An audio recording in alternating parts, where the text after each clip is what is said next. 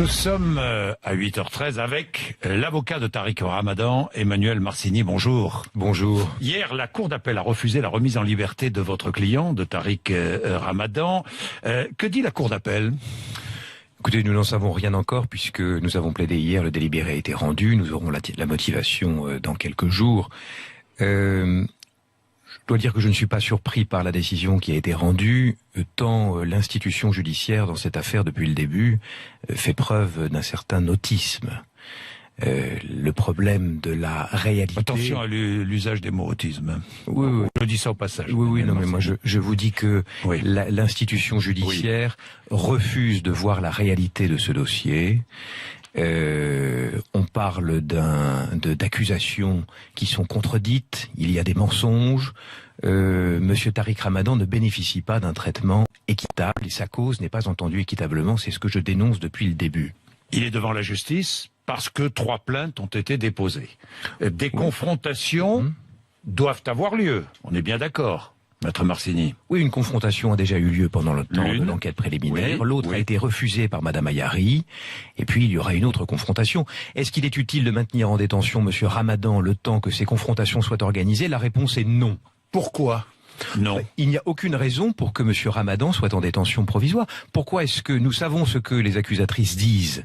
Monsieur Ramadan peut tout à fait être en liberté. Nous avons même proposé une assignation en résidence. Cela n'est pas de nature à interférer sur le déroulement des investigations. On nous parle de pression et de menaces. Mais ce ne sont que des allégations. Nous demandons la réalité et des preuves de ces menaces. Il n'y a rien. L'une des parties civiles, en revanche, a même admis devant les services de police avoir créé de faux comptes Tariq Ramadan pour diffuser en son nom de fausses informations.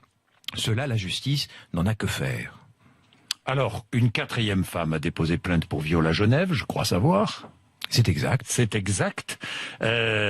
Vous dites la détention est totalement injustifiée. L'avocat général, lui, insiste sur la nécessité de garantir la présence de Tariq Ramadan en France, afin d'éviter d'éventuelles pressions sur les accusatrices et de prévenir le renouvellement des faits. Monsieur Ramadan bénéficie d'excellentes garanties de représentation. Il n'a jamais été condamné. Il s'est présenté spontanément devant les services de police tout en sachant les accusations dont il faisait l'objet puisque les parties civiles ont choisi elles-mêmes, avant même de déposer plainte, de médiatiser cette affaire. Il savait qu'il était accusé de viol. Il est venu volontairement. Il n'a qu'une seule nationalité. Il offre de remettre son passeport. Il offre éventuellement un bracelet électronique, de payer une caution. Et puis 150 000 euros. Et puis quoi? On nous dit que Monsieur Ramadan risquerait de fuir en Suisse, un pays dans lequel il fait l'objet également d'une plainte pour viol. Est-ce que c'est sérieux? Est-ce que c'est sérieux? Non, en fait, c'est un procès d'intention qui lui est fait et qui ne repose sur aucune réalité. Mais toutes les plaignantes n'ont pas encore été entendues. On est bien d'accord. Et alors? Eh bien, mais c'est faux ce que vous dites. Ce que vous dites n'est pas exact. Non, ce que vous dites n'est pas exact. Il y a toutes été entendues par la police. Il y a déjà des pressions sur certaines plaignantes. Mais c'est faux. Ce que vous dites, ce que vous dites est faux.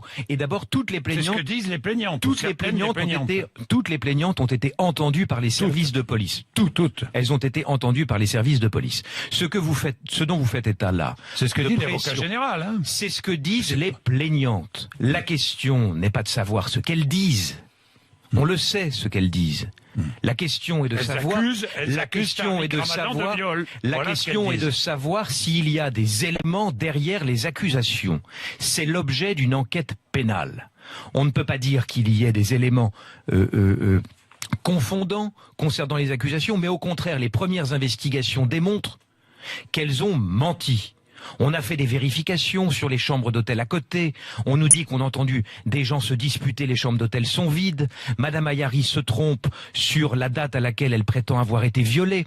Elle prétend n'avoir plus eu aucun rapport avec Monsieur Ramadan après le mois d'avril 2012. Or, jusqu'au mois de juin 2014, elle lui envoie des textos en lui disant: je sais que tu ne seras jamais amoureux de moi, mais bientôt tu seras entre mes cuisses. Il y a des centaines de messages comme cela qui sont complètement contradictoires avec ce qu'elles disent. Je dis que la justice aujourd'hui perd la raison. Elle manque d'objectivité. Ce dossier mérite du calme, de la rigueur, du sang-froid. Et je regrette que la justice aujourd'hui se laisse emporter par une empathie vis-à-vis des victimes. C'est vrai qu'il est plus facile d'avoir de l'empathie pour une et les victime. médias, vous accusez aussi les médias? Mais bien évidemment, est-ce que vous pensez que le traitement médiatique réservé à la défense de M. Ramadan est du même niveau que celui accordé aux victimes? La réponse est non.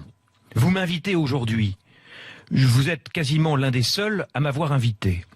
Il y a 2 ou 3 médias, c'est tout, pas plus.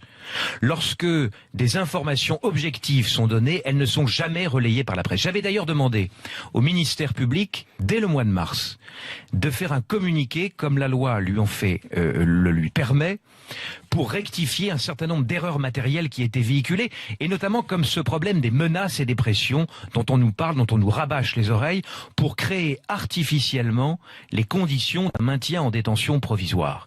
Ce sont des choses artificielles, parce que M. Ramadan n'est pas un détenu ordinaire, et il ne bénéficie pas d'un traitement juste et équitable. A-t-il usurpé ses titres universitaires, ou certains de ses titres universitaires? Franchement.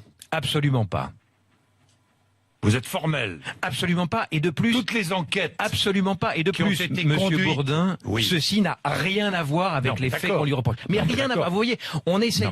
Quand on parle de la réalité du dossier, qu'on se rend compte effectivement que les accusations s'effondrent, professeur de philosophie et d'islamologie à l'université de Fribourg, il n'était même pas assistant. C'est vrai ou c'est faux? Mais écoutez, à ma connaissance, c'est faux.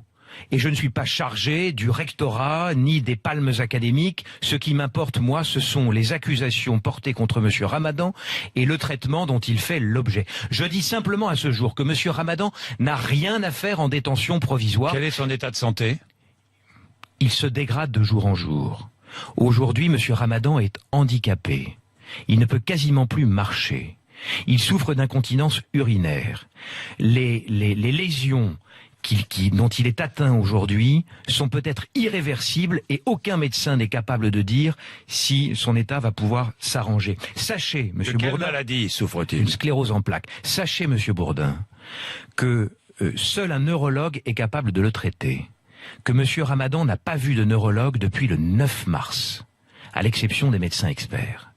Que le médecin qui le gère au quotidien est un gastro-entérologue, que les médecins nommés par le juge ont dit que son état de santé était compatible avec à la détention, à la condition qu'il ait un accès aux soins pluridisciplinaires. Cet accès aux soins ne lui est pas donné.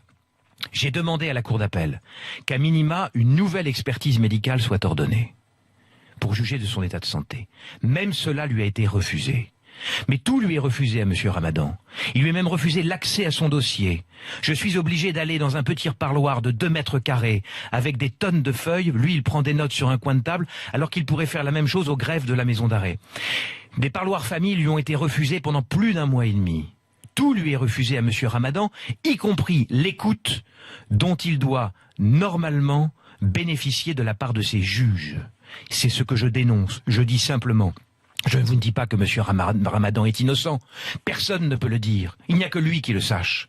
Je dis simplement que quand M. Ramadan dit qu'il n'a pas violé ses femmes, aujourd'hui la réalité du dossier judiciaire non seulement me conforte dans ce qu'il dit, mais également me permet de dire que ses parties civiles mentent. Et puis, sur la dernière, Mounia, la prostituée de l'affaire du Carlton, celle dont les juges du tribunal correctionnel de Lille, c'est pas la défense de M. Ramadan, sont venus dire que sa crédibilité était sujette à caution, qui avait accusé un avocat, qui a été relaxé, et qui vient nous dire qu'elle a été violée 9 fois, qu'elle est allée à Londres, à Bruxelles, à Paris, et que, mon Dieu, elle a été violée. Pourquoi? Elle ne pouvait pas arrêter au motif qu'elle était sous emprise de M. Ramadan. Mais qu'est-ce que c'est que cette tarte à la crème judiciaire, cette emprise? Elle existe où? Ceci n'est pas sérieux, Monsieur Bourdin. Je vous dis simplement que Monsieur Ramadan n'a rien à faire en détention provisoire. Bien, merci Emmanuel Marcini, avocat de Tariq Ramadan. Chacun a le droit à la parole ici sur RMC. Vous le savez, que ça plaise ou pas, c'est comme ça.